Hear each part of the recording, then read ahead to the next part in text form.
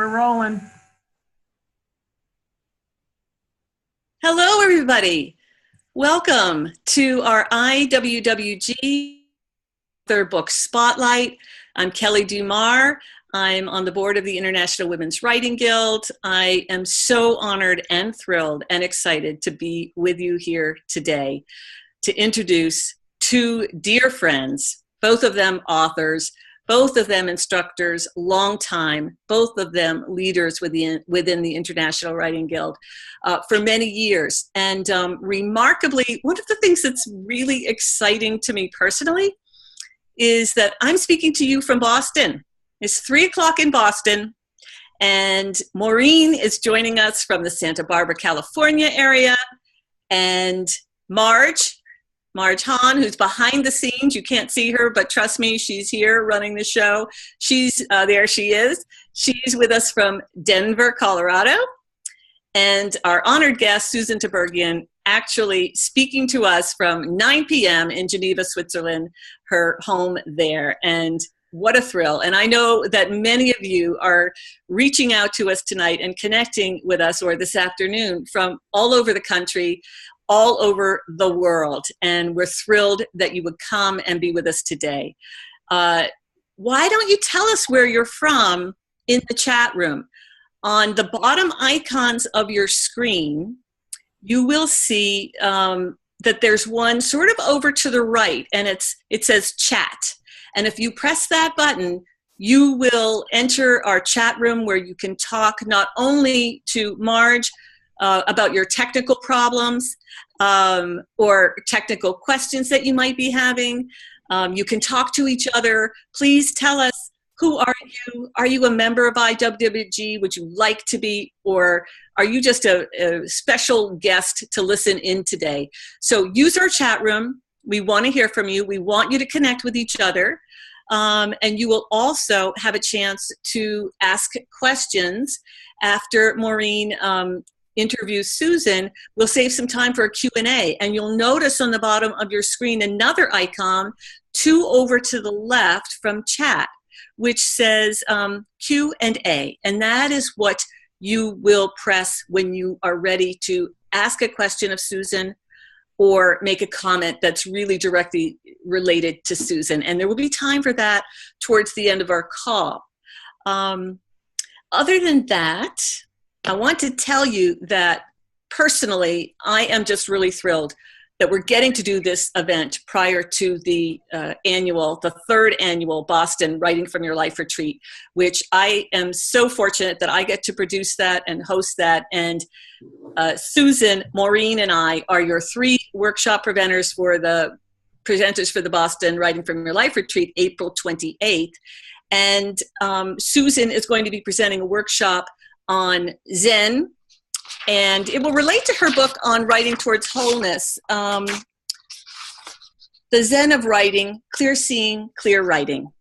And Maureen is going to present on her well-known best-selling book, The Heroine's Journey. She'll be presenting on writing the heroine's journey, and I will be presenting on your memoir as a monologue, writing dramatic monologues for the stage from your life.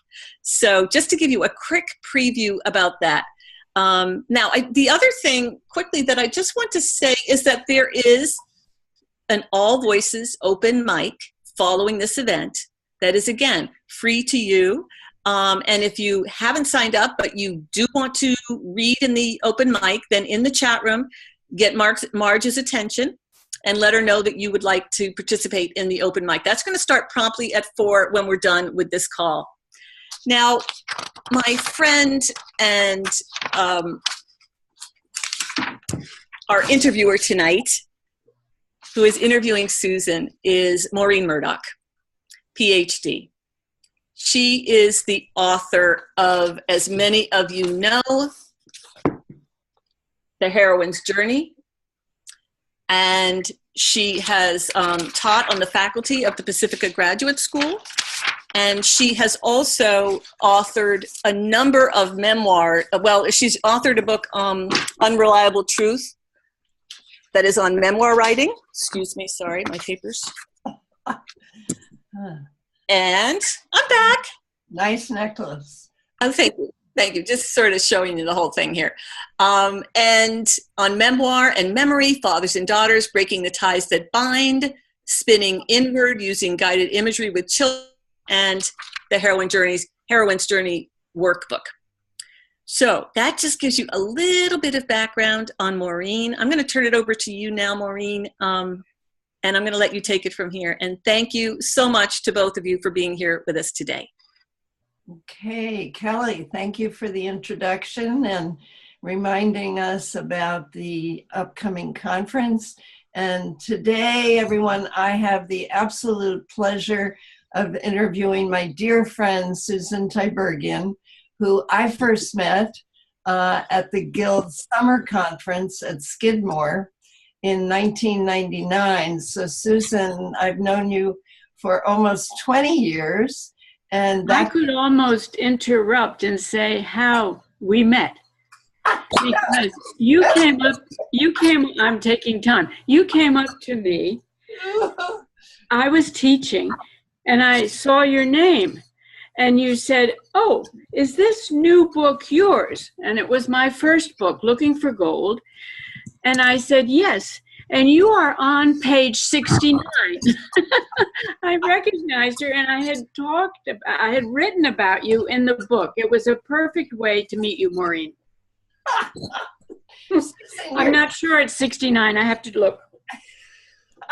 You're right. While you're introducing me, I'll look. Okay. No, I didn't say you were 69. I said I met you in 99. That's okay. Anyway, as I was saying, Susan encouraged me to teach through IWWG, so I've been teaching there ever since. She also encouraged me to apply for a grant for a writing residency at Lavigny, and that gave me the opportunity to spend some time with Susan and her delightful husband, Pierre-Yves, outside of Geneva. Susan also, in terms of Jung, took me to the Jung Institute in Küsnacht, Switzerland, and we also had the opportunity to visit the Black Madonna at Einsiedeln. So Susan, since writing Looking for Gold, which she just showed you, she has written so many other books. I'm going to name them, Susan. Circling to the Center, 1 Year to a Writing Life, Footsteps, In Love with a Frenchman, Side by Side, Writing Your Love Story, and now Writing Towards Wholeness. And that's what we're going to be talking about a bit today. But what I want to ask you first, Susan, how did you turn to writing? You had so many children. How did you have time to start to write? I always wanted to write. My first job was with Macmillan Publishers in New York City, but then I fell in love with a Frenchman, and that was the end of my little job with Macmillan Publishers, and I traveled to France, followed this Frenchman around Europe, sort of having a baby in several countries. And we ended up with 5 children, adopted a 6th. So the writing was always in the background, but moving around Europe, different languages, different cultures, I didn't have time. Then, for my 50th birthday, I treated myself to my first workshop. So that's a way that I encourage other people. My first book was when I was 60. I'm 83, soon 84, and Writing Toward Wholeness, I just published. So there's time for everyone. Great. All of you. You have time ahead of you. Susan, I'm going to suggest that you not come as forward in your chair because you blur when you come that right. far forward. I will try to sit back. It's very difficult for me. I know you're very excited. So, Susan, how did you find the Guild, and when did you first come to a summer conference? Okay. So when the older children were away at university, I treated myself, my 50th birthday, to a writing workshop. we raised the children in French because Pierre-Yves is French. And I thought I had run into a dead end with my writing. But when I went to this writer's workshop, stories started pouring out in English. And I joined a writer's workshop in Geneva. And with my enthusiasm and passion for what I was finding, I soon was leading that workshop, and we collected stories. And that first collection of stories got into the hands of our founder of IWWG, Hannelore Hahn, and she asked if I could come to the summer conference. It happened that that summer, that special week, I was free. So I came from Switzerland to Saratoga Springs, to Skidmore, not knowing really where I was going. And I think there were like 100 women who welcomed me, all with hugs. And in France, we don't really hug one another, nor in Switzerland. I was overwhelmed by this physical affection.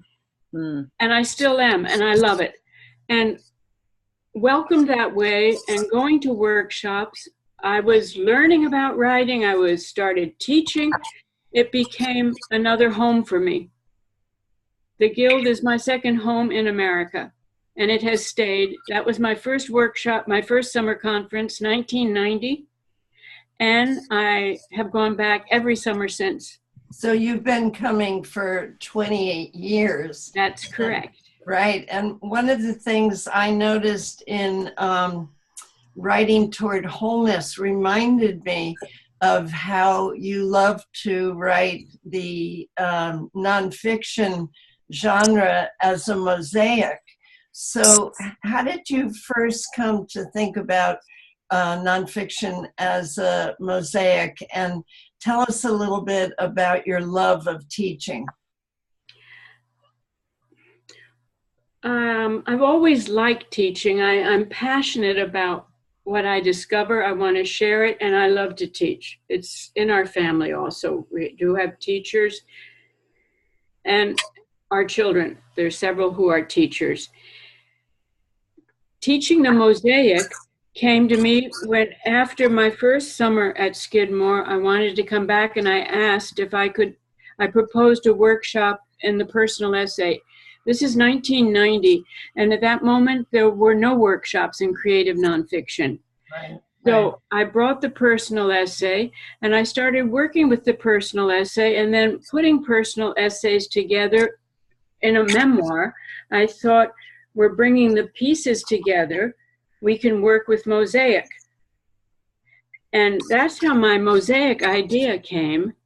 I think I called it the Mosaic of Creative Nonfiction. That was the title of the workshop. And then you and I, Maureen, both had a handout the same year about the book Leap by Terry Tempest Williams. And her work is a mosaic. So we were reading the same nonfiction authors, and I recommend Terry Tempest Williams to people who are listening. An environmentalist, a beautiful writer, and several nonfiction books, and they're all in the form of a mosaic. Well, listen, one of the things I was struck by in terms of your choosing a mosaic is the fact that you oftentimes choose a symbol or an image to inspire your writing. And which brings me to how you first became involved in Jungian studies, because it's so interesting to me that your first book, Looking for Gold, was about your year in Jungian analysis. And now with your new book, Writing Toward Wholeness, these are lessons inspired by Jung. So over these 20 years, you have really been deeply sourced, I think, by your affinity to Jungian studies. So tell us how you even got started with Jungian analysis. Jungian analysis came after I started reading Jung. At the same time that I went to my first writer's workshop, age 50, I was committed an active parishioner in a parish where the priest was a Jungian analyst, and he was giving lectures. And I just felt that the priest or Jung was speaking directly toward me, talking about bringing the pieces together. I was living in American in France. I was a wife and a mother.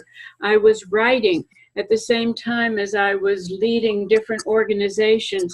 There were so many different personas I had. I remember trying to write an essay. I think it was like, "Who are you?" And I think it was one of the most difficult things I've done, but that's what Jungian thinking is. It leads us to, who is this person? Who is the self? Who am I? So it all went together, my writing, my teaching, my reading of Jung. Mm-hmm. And I'm grateful for that first book that I dreamed. I completely dreamed it. I was working on a novel, and at the third conference at Skidmore that I attended, so 92, I was talking to friends about Jungian analysis, and they said, "Well, what's wrong with you?" And I was saying, "I don't think there's something wrong with me. I want to live more deeply. I want to take care of my soul." Yeah, that night, I dreamed the book.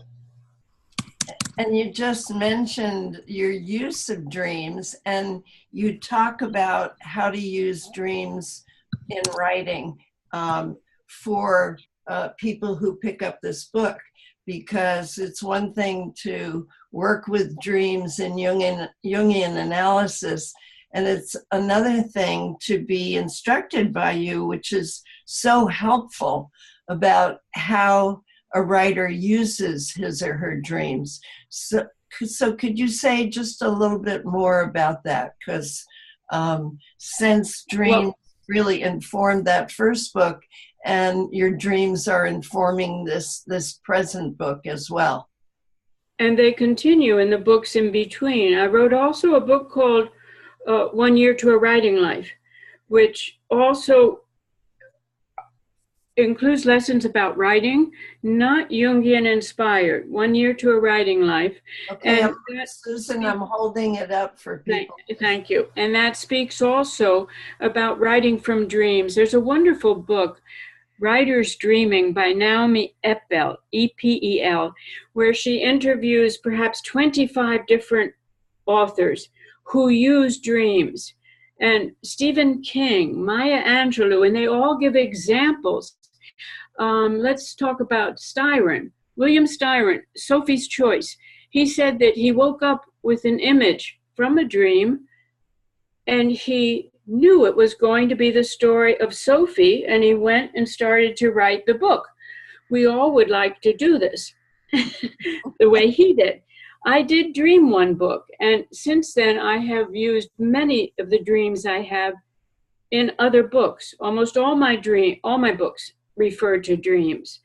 I had a dream about being the housekeeper of the giant of day and inviting the giant of night into the castle of the giant of day. I put this in my book, Circling to the Center.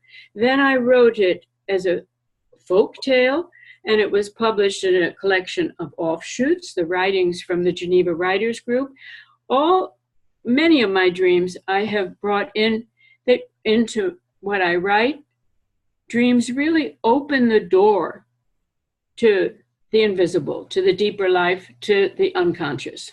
So Susan, if I was sitting with you now and you were going to tell me how to work with a dream, how could you just give us a little bit more information about what you would tell me?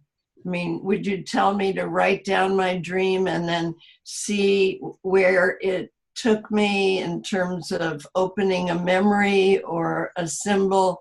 If you could be just a little bit more specific about how you would help me write from a dream. I would suggest to you a few steps.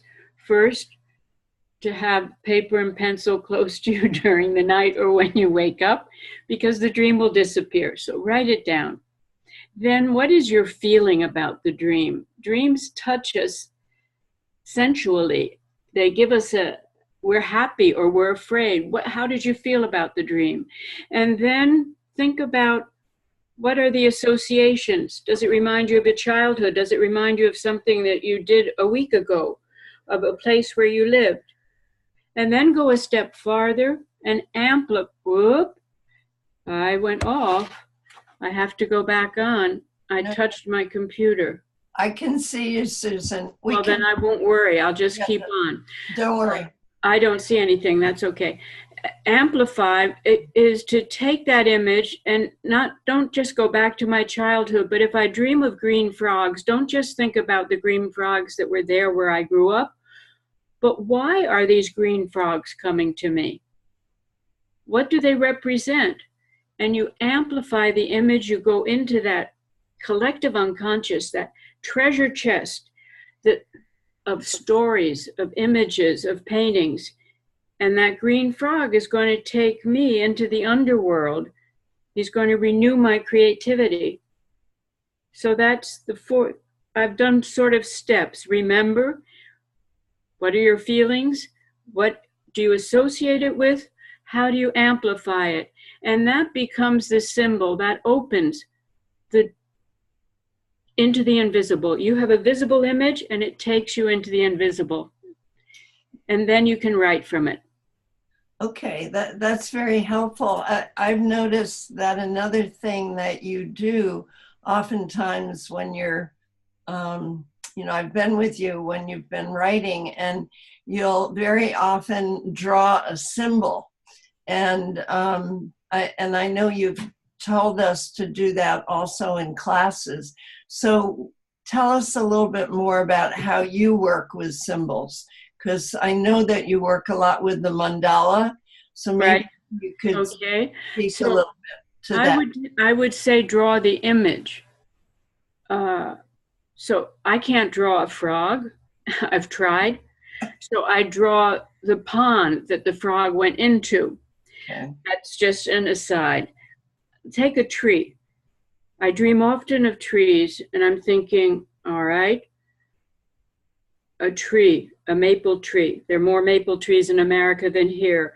They link my two countries together. So I'll draw the tree, and then I'll see the tree bending down and touching the ground, and I'll see that tree in a pencil, and I could show that drawing. It's in Writing Toward Wholeness, because when we think of drawings, we think of artists, and I'm not an artist, but I dare draw in my journal. And so I'll draw this tree touching down to the ground, and as I draw it touching down to the ground, I realize that it's forming a mandala. And a mandala, it means simply circle in Sanskrit, and it's a circle of the cosmos. That tree represents the whole cosmos. It is a symbol of creation. And it teaches me that not only does the tree bring my two countries together, but it shows me that when the tree goes down and the leaves fall, they come back up.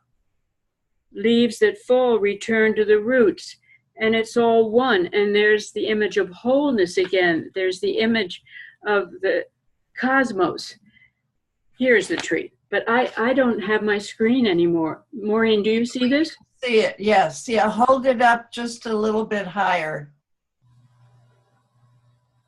Okay, Susan, you have to speak for your screen to come on. So just say, here's the tree. Okay, show us again and say, here's. Okay, so here is the tree, bending down to the ground, and it shows the simple way of drawing. Now, when I go back to my journal, I'll have the dream, I'll have my comments, but I'll see this image, and it will speak to me, and I don't have to read everything. I can just look at it and think, yes, there's a wholeness in what we're living. Everything is related. I love that you just said that the image speaks to you.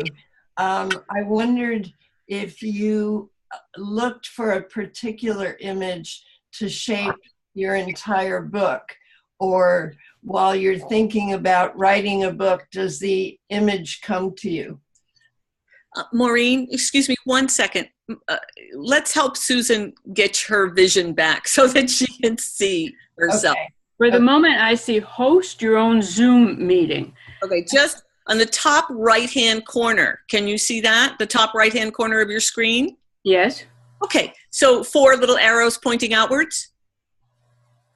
All the way to the right. All the way in the top right corner of your screen. 4 arrows? Well, they're tiny arrows, Susan. So just look at the symbol that's all the way to the right after gallery view. No, this is you know what, can I go back on? Excuse me, I believe, Susan, what happened is that you shrunk the window for Zoom, just like when we close a document. So somewhere where your shrunk items are, just you got to click on it and expand it. I think that's what happened. Okay, Marge, could I just go back on? I'm back to the invitation. Can I go there? I think that your window's closed, Susan, because we can see you. So you know how when you close a document, you shrink it? Right.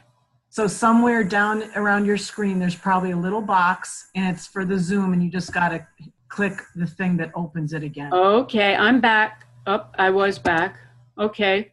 Yes, here we are. Okay, I see you. I'm sorry.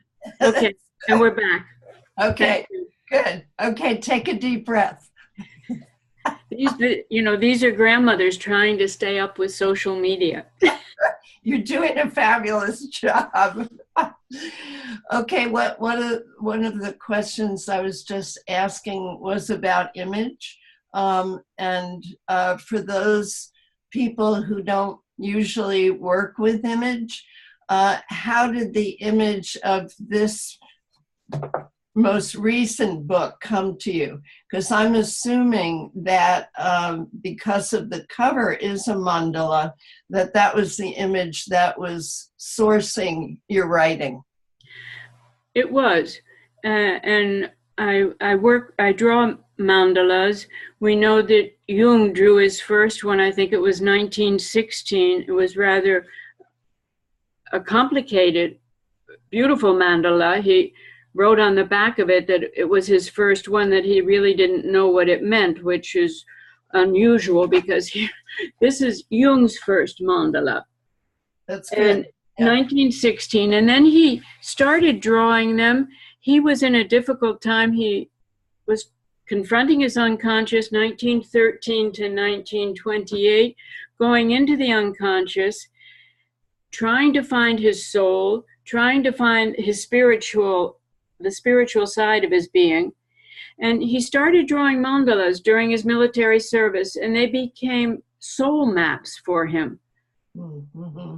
And he realized where he was, what he was living, and that's how I feel about my mandalas. They are soul maps, and I draw one in my journal, almost with my eyes closed, and then it'll help me understand where I am. Okay, say a little bit more about that when you talk about a soul map and when you talk about finding out where you are. I wondered, actually, you talked about circling to the center came out of turning 50, and now it's 20 years later, or a little bit more than that. And I'm wondering if there has been a turning point in your life that has inspired you to write Writing Toward Wholeness. I think it has grown as I have grown. The last 10 years or so, 84, from 75 on, I thought I could put the parts together because I do teach. I do lead a large group of writers in Geneva. I was on different boards. I am slowly resigning as I bring the parts together to become a writer. I am a writer. I'm a writer who is married. I am a writer who has 6 children. I am a writer who loves to teach, but I have found my wholeness. And so I started thinking about the different subjects that lead to wholeness, and journaling, and then finding an image and following it. I go often back to what Meister Eckhart wrote, 14th century. he wrote, if the soul wants to experience something, she throws out an image and steps into it. And that's what an image is. If I want to experience growth, tree, and I'll step into it. And I really work with this, and I work with friends as well as in teaching. We'll take an image, and the two of us will play with it, work with it, give it, and Jung calls this active imagination. Right. It's imagination, but we are being active. Yeah. And we can dance it, we can play with it, we can draw it. Yeah, with active imagination, oftentimes you're inviting the image in and asking it, what is it that you want from me today? So, absolutely. Absolutely. Yeah, we can ask the image, what is it that you have to tell me today? Right. It's an incredible exercise. So you have really steeped yourself in Jungian studies, and I'd like to ask you a little bit about your relationship to the Red Book. Well, I ordered it as soon as it came out. Tell people what the Red Book is, Susan. Okay, so it came out in 2009. I thought that it would be a book that I could read comfortably, maybe even in bed. But it's downstairs. Otherwise, I'd show it to you. You wouldn't see me. It's huge and very, very heavy. Yeah. And maybe about 500 pages, because Jung wanted to honor his writing, the images, the visions, and his writing. 1903, he broke with Freud, went into his unconscious, confronted the dark, realized he had lost his soul, and started calling up visions. He talked to the images in the visions. He described the images, he wrote them down, and he dialogued with them. So you have him dialoguing with an image, he dialogues with his soul. He dialogues with, he calls it Izdubar. It's Gilgamesh, the semi-mythical king of Iraq, in Sumeria. And he really replays the encounter, puts it on a scene, enters into it. He's doing what Meister Eckhart said. This is the Red Book. So then he drew illustrations of these images that he pulled up from the unconscious. The first half of the Red Book, he copied over in High German. It's beautiful, with like illuminations from the Middle Ages. The second half is the English translation done by Shamdazani. I started reading it, and you can read it slowly, or you can just go into it and read one of the visions, and then his commentary, and then go back and read another. The second time I read it in order. And maybe it's four or five times that I've and how did that specifically inspire your own writing? Was it looking at the images? Was it reading? It's more really the images, yes. And I will show you one. This is one of my favorites that he did. It's the tree coming out from the dark and the sky coming down blue. So you have the darkness and the light and the sun and a mandala around the sun. I just find it a beautiful, inspiring painting. Night seeping down, blue seeping up. Yeah, very, very much like your book, Writing Toward Wholeness, because the image does show that sense of wholeness. Yes, it does. Yeah. Susan, a little bit ago, you said, I am a writer.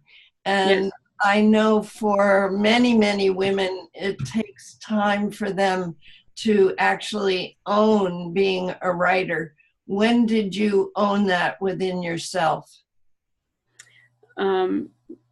Fairly recently. Yeah. No, after I wrote Looking for Gold, published close to my 60th birthday, I was at the Jung Institute in Küsnacht, up in Zurich, and somebody said they just found this book that they liked. It was called Toward Gold, or no, Looking for Gold. And I said quietly, I wrote that book. I was at a table with about 8 people. I could not then say I was a writer. I wrote a book, yes, but I wasn't a writer. Only recently. Mm-hmm. And what's the difference? Maybe about 15 years ago, this whole movement, and that's when I started putting the pieces together. Uh-huh.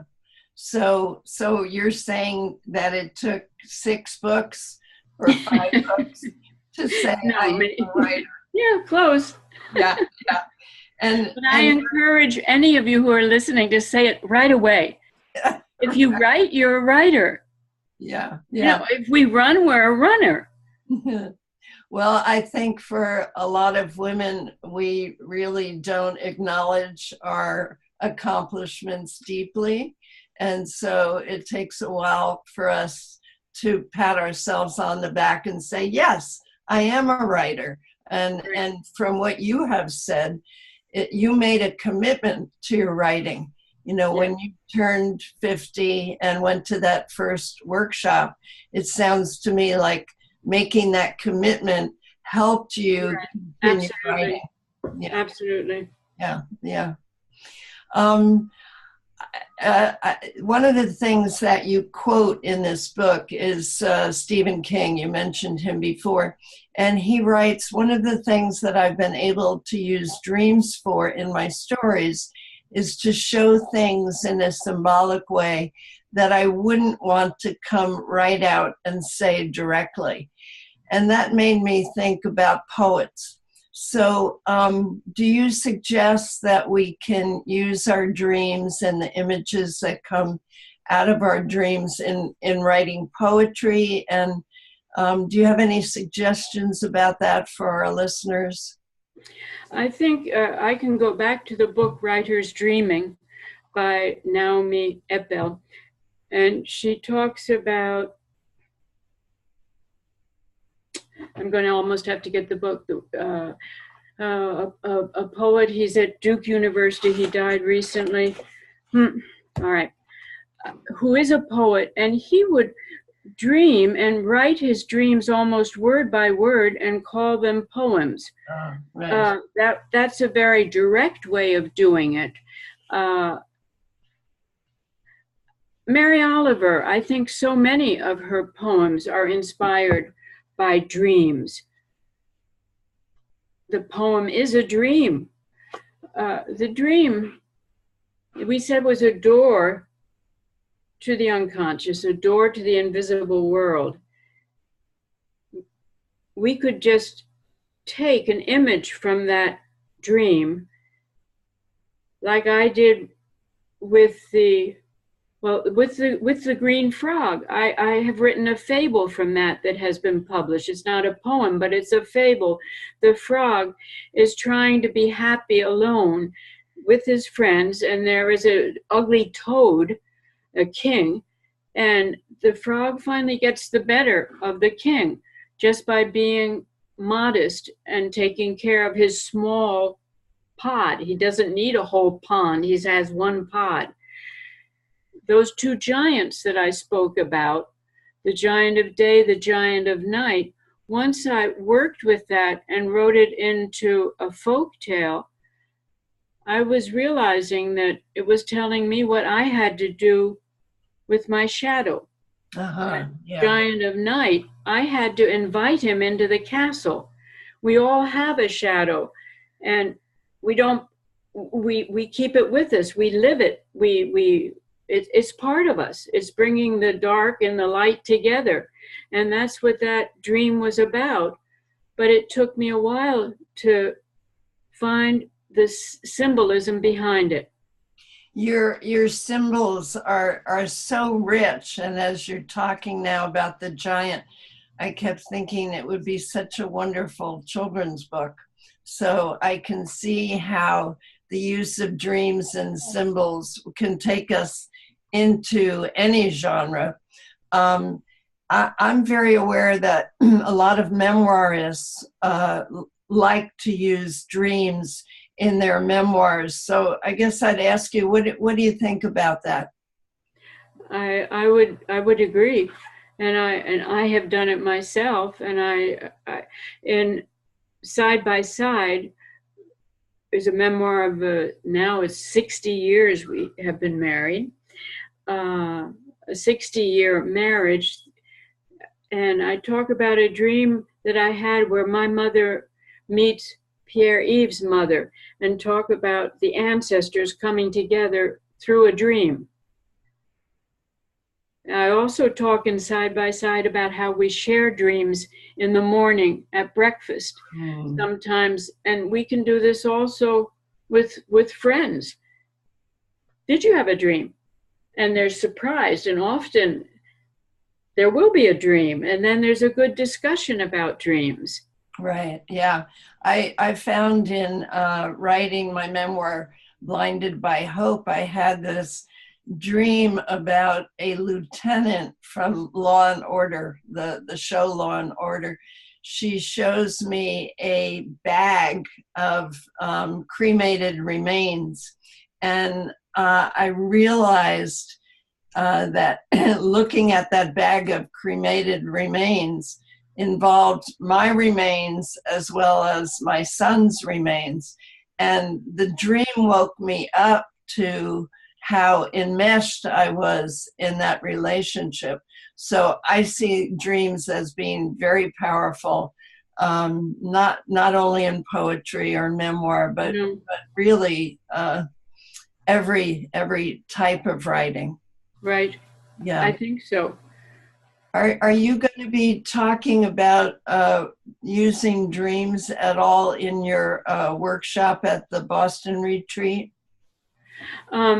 Just before I do that, the poet I'm thinking of is Reynolds Price. Oh, okay. And it's Reynolds Price. He has almost a collection of poems, and most of them come from dreams. Yeah. At the Boston retreat, I'm going to be working with Zen, clear seeing and clear writing. That's one of the ways. So in this book, Writing Toward Wholeness, it's 8 different ways toward wholeness. And one of them is dreams. One of them is journaling, pursuing your images, and then learning Zen. And I'm not saying that we should all become Buddhists, but I think we can learn from the practice of Zen, from the practice of clear seeing and clear writing. And I think that if we see clearly, we write clearly. And you just mentioned journal entries, and that was a question I wanted to ask you. Do you see every journal entry as a step toward self-discovery, ultimately to wholeness? I mean, do you see even our most mundane entries? Because people oftentimes say, well, you know, how can I find any wisdom out of a mundane entry about what I did today in my life? What do you think about that? I think there are many different ways to journal. I call my journals gleanings. It's what I've gleaned from the day. I don't write each day, and my journal entries are fairly short. Now, there's another way of journaling. I have a daughter who became anorexic very suddenly at age 18. And in order to work through my emotions as a mother of an anorexic daughter, I journaled. There, I journaled pages.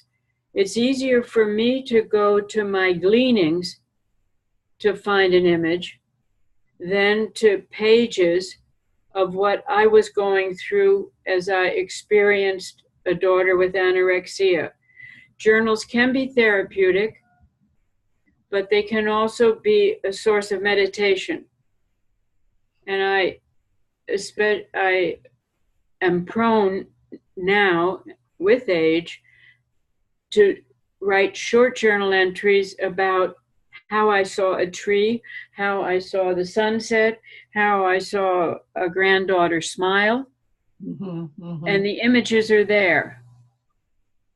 So that doesn't take away from what other people are doing or from the morning pages. I think that this practice of morning pages is very valuable.